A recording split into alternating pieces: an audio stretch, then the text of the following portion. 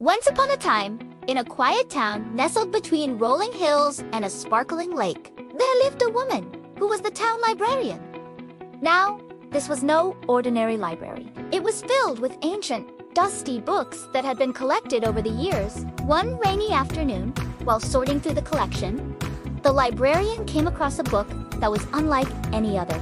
Its leather cover was devoid of any title or markings, and when she opened it, she found that it was filled with strange, archaic words. As she delved deeper into the book, she realized that it contained stories of fantastical creatures, mythical lands, and impossible things.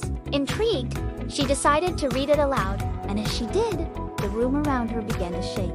Suddenly, she was transported to a different world. This world was unlike anything she had ever seen before. The sky was filled with strange constellations, and the ground beneath her feet was soft and squishy, like a gigantic green marshmallow. As she walked further, she came across a group of animals playing poker. A squirrel in a waistcoat dealt the cards to a badger, an owl, and a fox.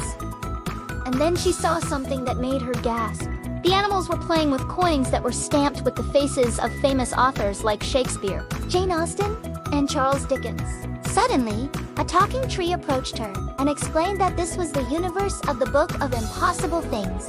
Every story she read from the book created a ripple in time and space, bringing these fictional characters and creatures into the real world. But as she continued reading, more and more stories began to unfold. She saw dinosaurs playing chess with robots, an ocean made of liquid glass, and mountains that sang opera. All of this was fascinating, but she soon realized that the stories were out of balance.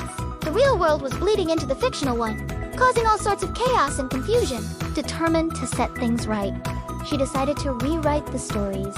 With each page she turned, she wove new tales of adventure and wonder, bringing order to the universe once again. And, as she did, she learned that the power of stories is boundless.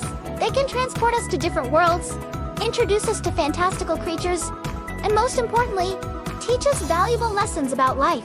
So if you ever find yourself lost in the pages of a good book, remember that the stories you read have the power to shape not just your imagination, but the very fabric of reality.